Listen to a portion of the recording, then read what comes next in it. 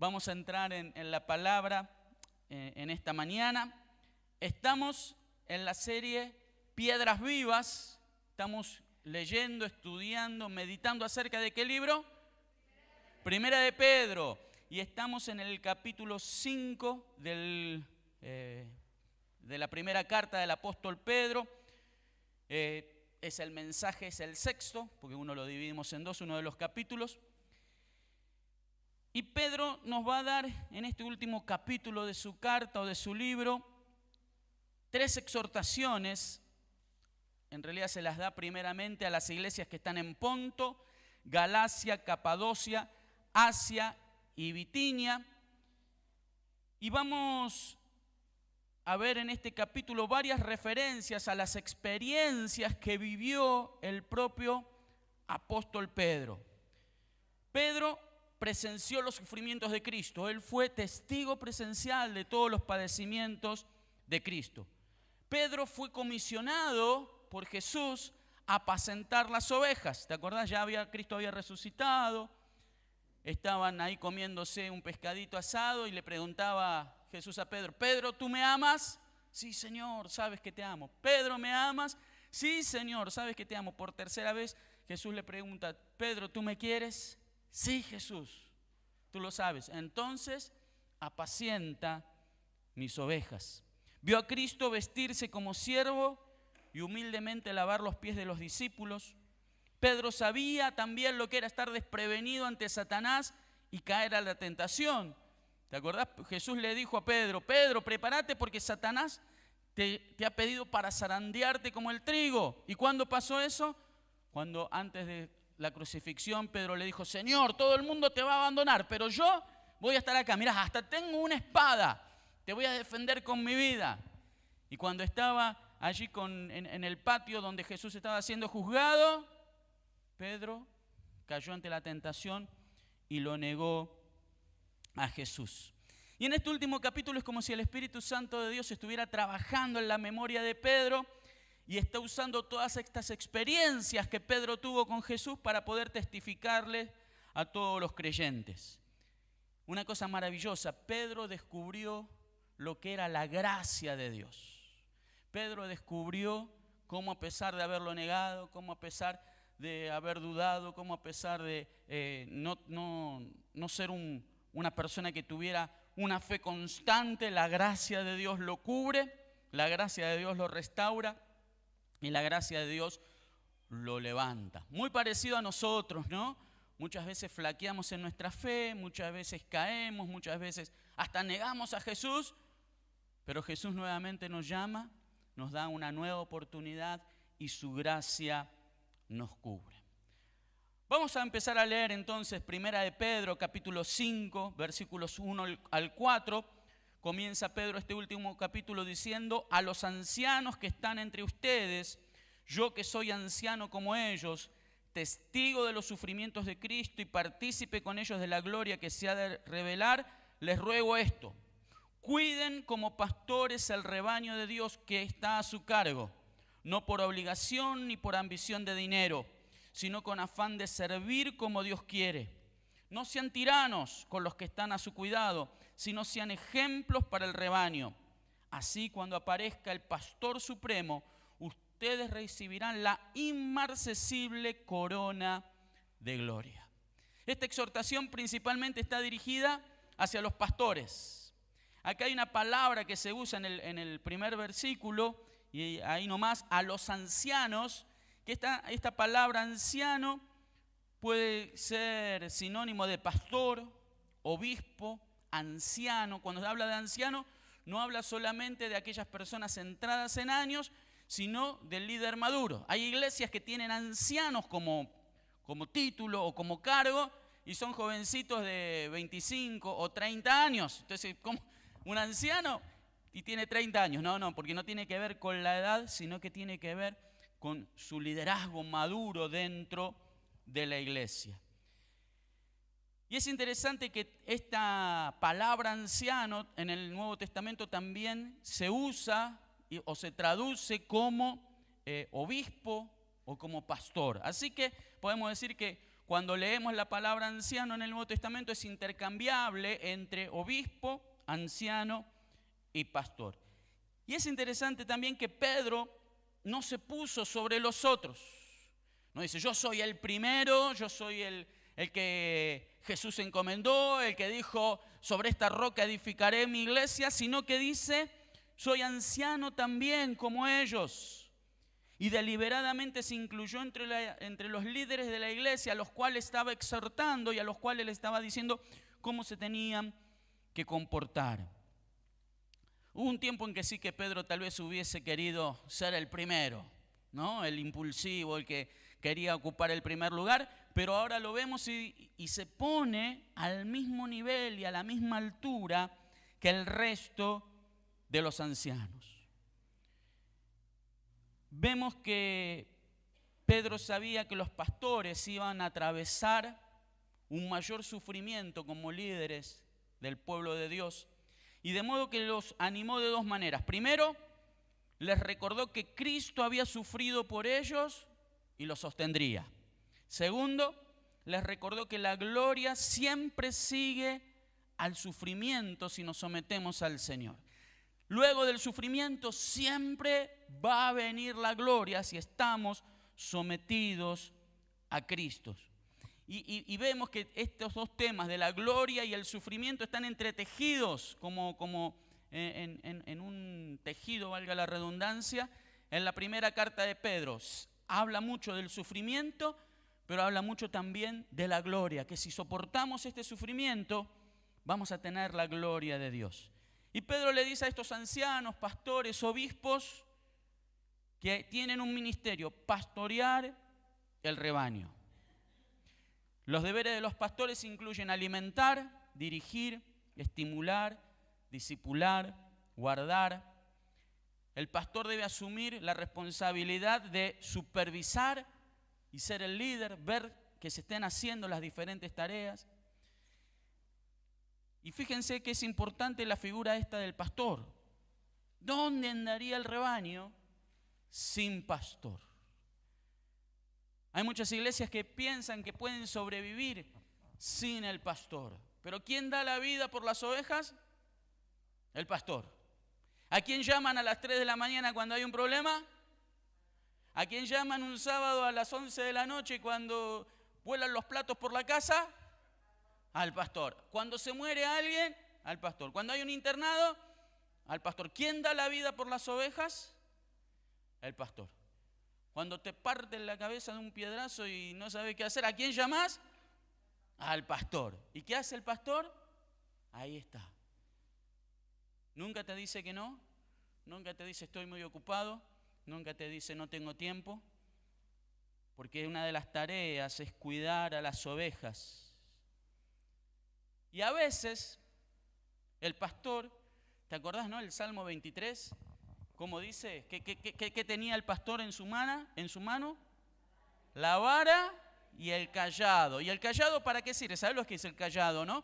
Ese palito que tiene adelante o arriba una curvita, un bastón largo con una curvita.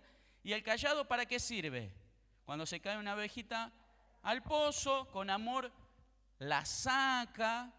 Cuando alguna se va un poquito más lejos, con amor la trae. ¿Y en la otra mano qué tiene?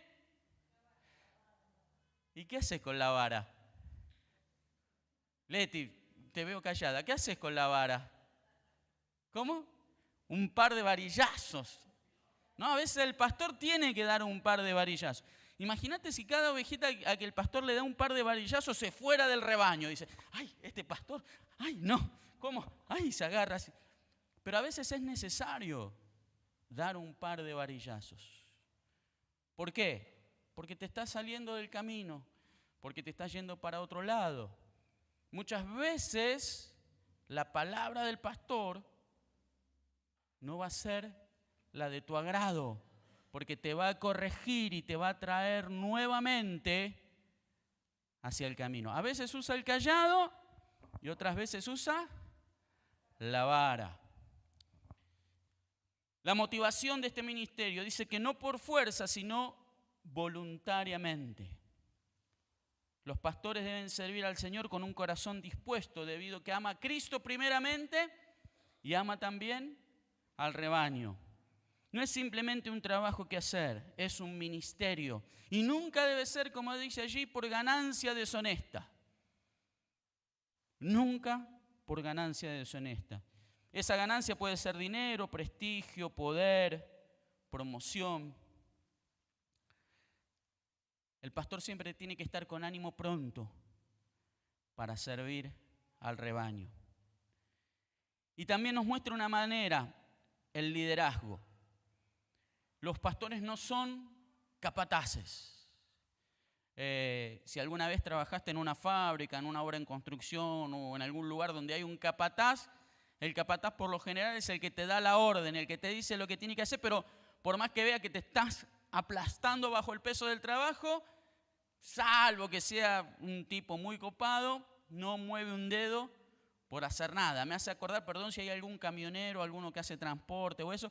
¿Viste los camioneros cuando hacen las mudanzas y eso? Salvo que vos le des alguna plata extra, el tipo se queda sentado en el camión y son los changarines los que bajan, suben las cosas y el tipo dice, no, yo soy chofer.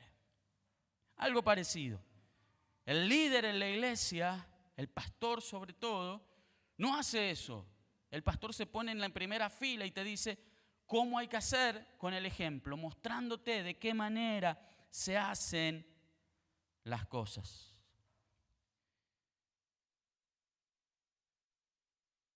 Pero tiene su recompensa.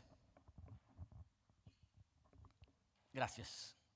Dice que si cumplimos bien nuestra tarea, va a haber gloria en el cielo y que vamos a recibir del pastor de los pastores una recompensa, una corona, un galardón, un premio.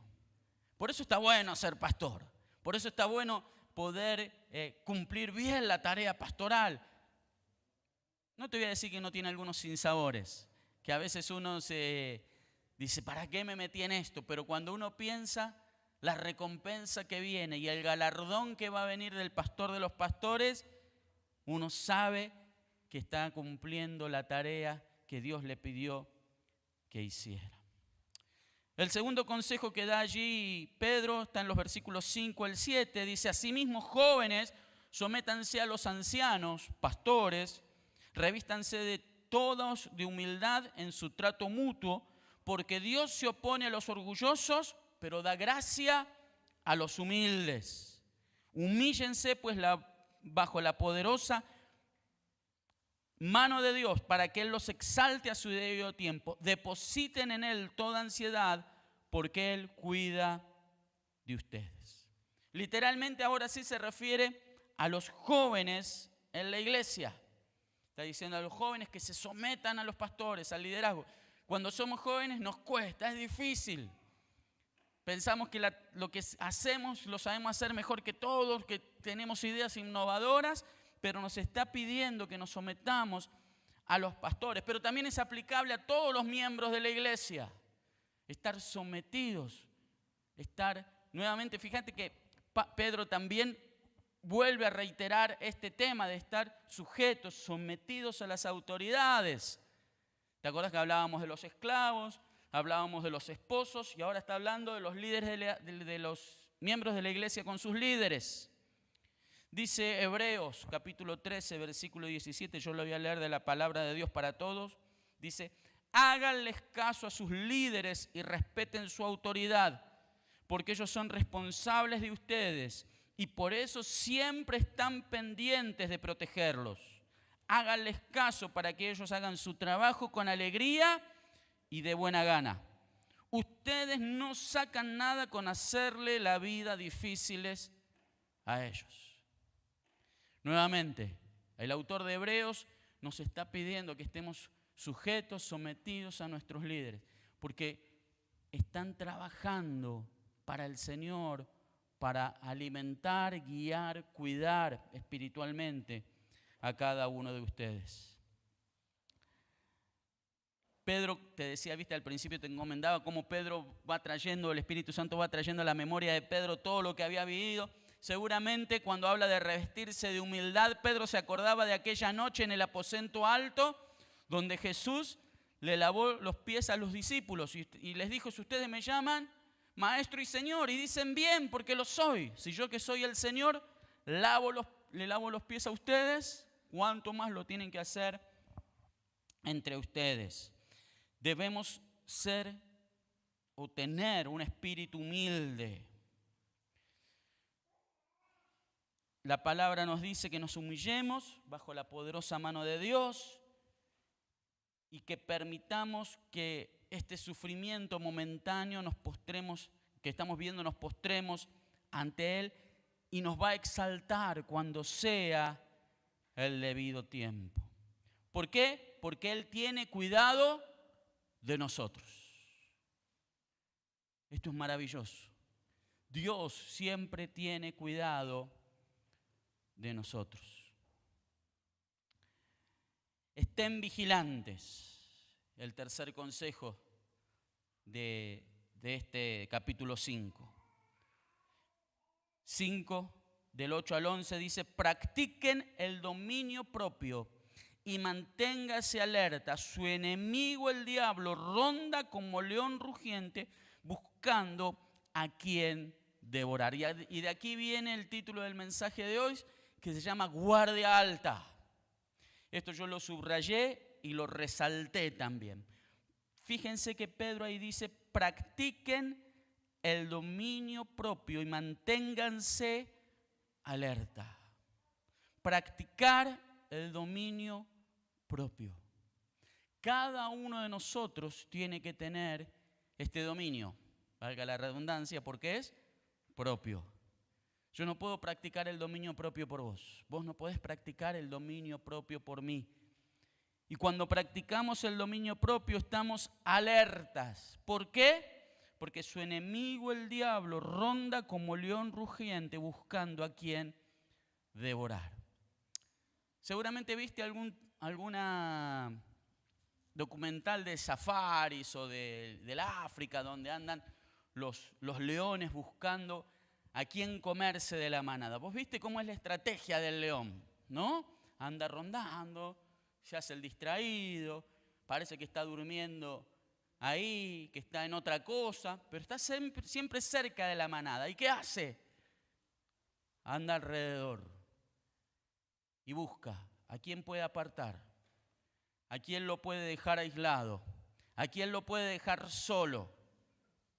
Y cuando encuentra a alguien que está solo, van, lo apartan de la manada y se lo comen. Pero también he visto videos donde, por ejemplo, los ñus o los búfalos, esos africanos, los tipos de repente se dan cuenta que pueden unirse y le hacen frente al león. Y el león no puede hacer nada porque los más fuertes rodean al más débil, lo protegen y el león esa noche se fue a dormir con hambre. ¿Vos te preguntaste por qué alguna vez los leones nunca atacan los que hacen los safaris, esos que van allí, nunca atacan a los camiones de los safaris? Los rodean, duermen a la sombra. Imagínate si una persona de estas dijera, yo me puedo bajar del camión del safari. ¿Para qué necesito el camión del safari? Puedo andar solo. Puedo hacer mi propio safari por el África. ¿Lo puede hacer o no lo puede hacer? Sí, lo puede hacer. ¿Cuánto va a durar abajo del camión? No lo sé. Eso es lo mismo la gente que piensa y que dice, ¿para qué necesito a la iglesia?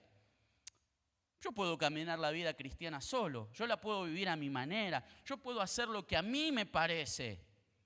¿Lo puede hacer o no lo puede hacer? Claro que lo puede hacer. ¿Cuánto tiempo va a durar caminar solo en medio de un león rugiente? Versículo 9. Resístanlo, manteniéndose firmes en la fe, sabiendo que sus hermanos en todo el mundo están soportando la misma clase de sufrimientos. Y después que ustedes hayan sufrido un poco, Dios mismo, el Dios de toda gracia, que los llamó a su gloria eterna en Cristo, los restaurará y los hará fuertes, firmes y estables. Al sea el poder por los siglos de los siglos. Amén. Mantenernos fuertes y firmes en la fe. Yo te voy a compartir ahora. Estás en el grupo devocional, ¿no es cierto? Te lo voy a compartir en el grupo devocional. Te voy a compartir 2 imágenes. Una te la voy a compartir ahora. Ya la estoy mandando, los que nos están viendo desde casa también lo van a recibir allí en su grupo devocional. Ahí está. Fíjense, los que están en el grupo devocional. Miren su celular, después lo vamos a proyectar. Si no estás en el grupo devocional, decile a alguien que está al lado tuyo y que tiene el grupo devocional, pasame el link que quiero estar en el grupo devocional para recibir todos los días una palabra de parte de Dios. El pastor Armando le mandamos saludos, nos estará viendo, se fue con Elenita a pasar unos días en Córdoba, así que está en una mini luna de miel el pastor Armando con Elenita en Córdoba. Me decía, me siento multimillonario, me decía Armando, porque parece que el lugar donde está muy bonito, lo pago con el previaje, ahí con Elenita tiene PAMI, así que ahí lo están disfrutando re bien ahí en Córdoba. Todos los días el pastor Armando nos manda una palabra, pero fíjense ahí dice, presta atención, después lo vamos a ver, estas palabras que no las usamos mucho, pero te las quiero compartir ahora, ya vas a ver dentro de 5 minutos, así que prepárate dentro de 5 minutos, ¿por qué te digo estas palabras? Huestes significa ejército de campaña. ¿Las podemos ver acá también? Ahí está, perfecto. Huestes, ejército de campaña. Regia significa real. Estoy regio, ¿viste? Decís, estoy regio, estoy regia.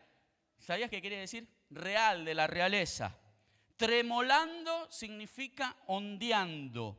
Adalid significa jefe de los soldados. Loor es alabanza, lid es combate y averno es infierno. Presta atención a estas palabras, no las usamos mucho, ahora te vas a enterar por qué, para qué tiene todo esto. Porque fíjate que ahí dice, versículo 9, resístanlo manteniéndose firmes en la fe. Satanás es un adversario, lo que quiere decir que es literalmente la palabra adversario, uno que acusa en una corte, es como un fiscal, está ahí acusándote, está diciéndote todo lo malo que haces. La palabra diablo significa calumniador, así que presta atención a eso. Adversario, calumniador, eso significa diablo. O sea que cuando calumniamos a alguien diciendo mentiras de esa persona, ¿para quién estamos trabajando? Para el diablo, porque él es calumniador. Satanás nos acusa ante Dios. Usa los labios de los que no son creyentes para acusarnos falsamente. A veces también usa los labios de algunos hermanitos. Satanás viene ya sea como una serpiente para engañar, acordate de Génesis, como un león para devorar o como un homicida y mentiroso. ¿Qué pueden hacer los cristianos para derrotar a Satanás? Y ahí también ahora te voy a pasar otra imagen y la vamos a estar viendo ahora. Te la voy a pasar también al grupo devocional. Ahí está, ahí te lo mandé al grupo devocional. 4 cosas que podemos hacer para derrotar a Satanás. La primera, estar alertas. Debemos tener nuestros ojos abiertos y no bajar la guardia. Tengan dominio propio, porque vuestro adversario, el diablo, anda como ¿qué? Como león rugiente buscando a quien devorar. Primera de Pedro 5:8. Segundo, resistir. Esta imagen trae a la mente a un ejército unido para oponerse al enemigo. debemos estar unidos contra Satanás. Filipenses 1, 27 al 30 dice, pase lo que pase, compórtense de una manera digna del Evangelio de Cristo. ¿Cuándo nos tenemos que comportar de una manera digna del Evangelio? Pase lo que pase. Si te ascienden en el trabajo y te dan un aumento de sueldo, te mantenés de una forma digna del Evangelio. Si te echan del trabajo, si te quedaste sin entrada económica, te tenés que mantener de una forma digna del Evangelio. Si estás sano y todo va maravillosamente bien, digno. Si estás enfermo y las cosas no van como uno quiere, digno. Seguimos el 27, perdón. De este modo, ya sea que vaya a verlos o que estando ausentes solo tenga noticias de ustedes, sabré que siguen firmes en un mismo propósito, luchando unánimes por la fe del Evangelio. 28. Y sin temor alguno a sus adversarios, lo cual es para ellos señal de destrucción. Para ustedes, en cambio, es señal de salvación. Y esto proviene de Dios, porque a ustedes se les ha concedido no solo creer en Cristo, sino también sufrir por Él. Pues nos sostiene la misma lucha que antes me vieron sostener y que ahora saben que sigo sosteniendo. Tenemos que estar unidos, batallando y luchando, estando firmes, pase lo que pase, comportarnos de manera digna. Tercero, creer. Le resistimos al diablo, lo resistimos en la fe. Confiamos en la victoria de Cristo. Confiamos que Cristo ya los derrotó en la cruz del Calvario y creemos que esa victoria está en nosotros.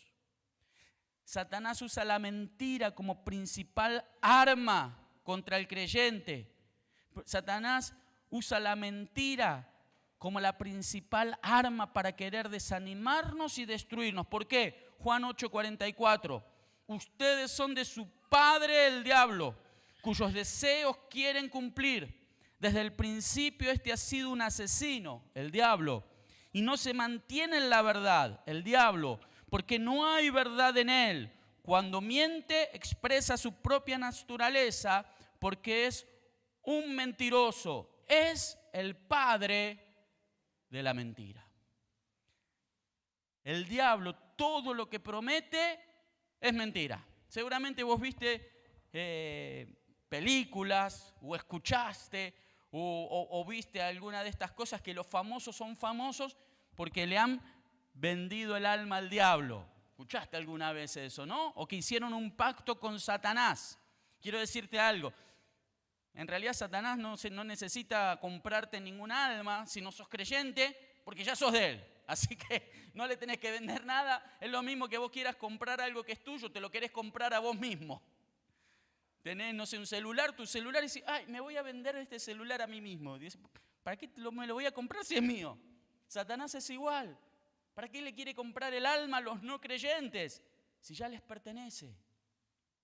O sea que todo lo que él promete es mentira. Acuérdate de las tentaciones de Satanás a Jesús en el desierto. Fama, dinero, protección, esto, lo otro. Es mentira. Lo que te da por una mano, te saca 10 veces por otro lado. No, voy a ir a la señora de la esquina que hace amarres para que el ser querido no se vaya.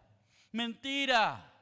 No, voy a prender tal vela porque después de 9 días el dinero va a venir. Mentira. No, voy a compartir la cadena de WhatsApp, antes la cadena de mails, qué viejo. Ahora la cadena de WhatsApp para que se cumpla después de 10 días el sueño imposible y va a venir. Mentira. ¿Por qué? Porque él es un mentiroso y es el padre de la mentira. Y la cuarta cosa, recordar. Acordarse que todos los cristianos en todo el mundo atraviesan las mismas pruebas y que vos no estás solos. si Satanás logra hacerte sentir solo, si Satanás logra hacernos sentir que estamos solos, que nadie pasa lo que yo paso, que nadie me entiende porque soy el único que está sufriendo esto, ya ganó media batalla. No estás solo, no estás abandonado. Tenés una iglesia en la cual sos parte y de la cual podés confiar y podés buscar ayuda. Santiago 4:7 dice, así que sométanse a Dios, resistan al diablo y él huirá de ustedes. No quieras resistir al diablo sin antes someterte a Dios. Primero, dice Santiago, sométanse a Dios, resistan al diablo y él huirá de ustedes. Tenemos gracia sobre gracia, poder sobre poder. La gracia del Señor está sobre nosotros para poder vencer al enemigo. Y ya vamos terminando. La conclusión de 1 de Pedro 5, del 12 al 14 dice, con la ayuda de Silvano, a quien considero un hermano fiel, les he escrito brevemente para animarlos y confirmarlos que esta es la verdadera gracia de Dios. Pasando por todas las necesidades, pasando por todos los problemas, pasando por todas las dificultades, todo lo que hemos leído en estas semanas es la verdadera gracia de Dios. Manténganse firme en ella. Saludos, dice el versículo 13, de parte de la que está en Babilonia, escogida como ustedes, y también de mi hijo Marcos. A mí me encanta cómo termina. Salúdense los unos a los otros con un beso de amor fraternal. Paz a todos ustedes que están en Cristo. Pedro acá nos da dos nombres que me parecen muy importantes. Habla de un tal Silvano y de un tal Marcos. Este tal Silvano podría ser traducido también como Silas. Como Saúl, Silas, Silvano. Y este Marcos también es conocido como Juan Marcos, el autor del Evangelio de Marcos. Por eso, cuando leemos el Evangelio de Marcos, lo vemos de esta manera, y los eruditos creen que el Evangelio de Marcos lo escribió Juan Marcos, pero escuchando los relatos de Pedro, y que Pedro fue como el que le relató a Marcos todo lo que tenía que escribir, y Marcos fue el autor. ¿Por qué me parecen importantes estos nombres? ¿Te acuerdas al principio, esto para los que leen mucho el Nuevo Testamento, sobre todo el libro de los Hechos? Al principio del libro de los Hechos, en el segundo viaje misionero del apóstol Pablo, dice, o en el primer viaje del misionero del apóstol Pablo, dice que iban Bernabé, Pablo y Marcos, estaban saliendo, y que en la mitad del viaje este Juan Marcos llegó a Chipre y dijo, esto es muy difícil, me pego la vuelta. Y siguieron Bernabé y Pablo su primer viaje misionero. Segundo viaje misionero, vuelven otra vez a la iglesia de Antioquía donde habían salido. Segundo viaje misionero, vuelven a recorrer las iglesias que habían visitado. Y dice que Bernabé se quiso llevar de vuelta a Juan Marcos. Y Pablo le dijo, pará, este Juan Marcos nos abandonó en el primer viaje. Dice que hubo tal enfrentamiento entre ellos que Pablo y Silas se fueron por un camino y Bernabé y Marcos se fueron por el otro camino. Y Lucas sigue toda la historia de Pablo y de Silas. Este Silas es este Silvano. Y este Marcos es aquel Marcos. Al final, las cosas se solucionan. No, con este hermano no me voy a hablar más. No, con aquel, mirá lo que me hizo. Y leemos y decimos, wow. Habrán pasado unos 20 años después de que pasó aquel suceso. Juan Marcos es un hijo para Pedro, está junto con Silas y están sirviendo en Babilonia. Babilonia, cuando leas Babilonia en el Nuevo Testamento, es un símbolo. Babilonia es como todo aquello que se levanta en contra del conocimiento de Dios. Acá sabemos que Pedro estaba escribiendo desde Roma, pero que la llama la Babilonia porque era aquello que se levanta en contra del conocimiento de Dios. Y aún en medio de Babilonia había una iglesia firme, una iglesia estable, una iglesia que predicaba a Cristo. Aún en medio de aquellos que estaban en contra del conocimiento de Dios, la iglesia se levantaba y estaba predicando el evangelio. Así que no tengamos miedo si estamos rodeados de lo que estemos rodeados. Estamos rodeados de lo peor de lo peor. La iglesia prevalece y la iglesia está firme. Y termina el versículo allí, el último versículo, el versículo 14, termina diciendo: la paz sea a todos ustedes que están en Cristo. Es interesante que Pedro habla de paz cuando viene hablando de sufrimiento, de sufrir, de padecer. ¿Qué nos quiere decir? Acordate que paz, en términos bíblicos, no es simplemente ausencia de conflicto. Quiere decir que estamos plenos en Dios, que aún en medio de los conflictos, aún en medio de las luchas, aún en medio de los problemas más graves, podemos tener paz, porque la paz viene de Dios. Paz es estar completos y plenos en el Señor. Interesante, Pedro le dice paz a ustedes que están en Cristo, cuando le dedica casi 2 capítulos a hablar de las luchas y el sufrimiento. Paz es el estado mental y espiritual que todo cristiano debe anhelar si está en Cristo, si está en comunión con Cristo. Aún en medio de las más terribles dificultades, podemos anhelar tener paz. Y termina, como vamos a terminar nosotros dentro de un rato, saludándose con un beso santo. Ya nos vamos a saludar. Pero ahora quiero, vamos con lo que tenemos preparado. Vamos a terminar cantando.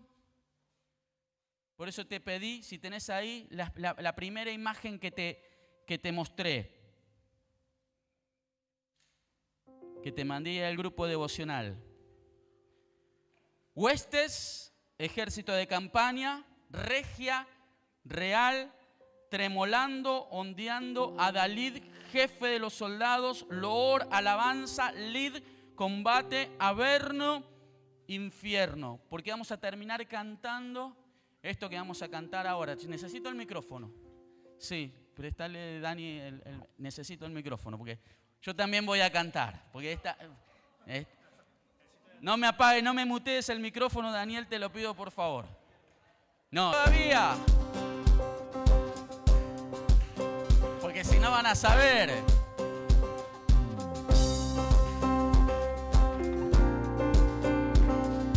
Ahora sí.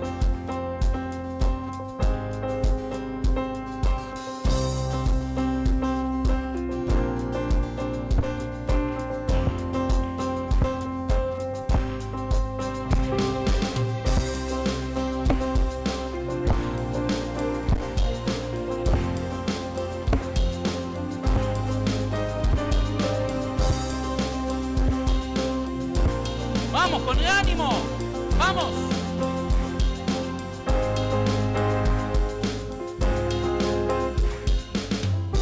Desde adelante, desde la fe, sin temor alguno. Vamos con fuerza. Que Jesús nos ve, jefe soberano, Cristo al frente va y la regia enseña, tremolando está, firmes de adelante, huestes de la fe, sin temor alguno, que Jesús nos ve. Alguien diga gloria a Dios.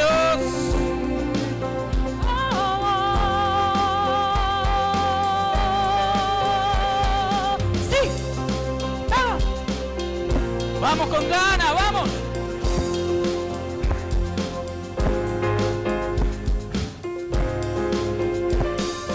Al sagrado nombre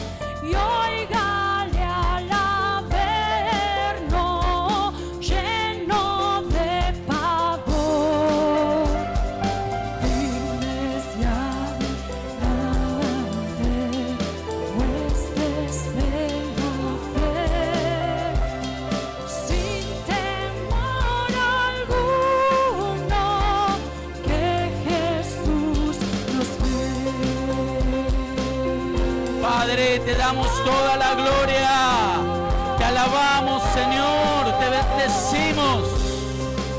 Señor, confiamos que vos vas con nosotros. No tememos a nada le tenemos temor, porque tú eres el que va delante nuestro. Señor, te glorificamos.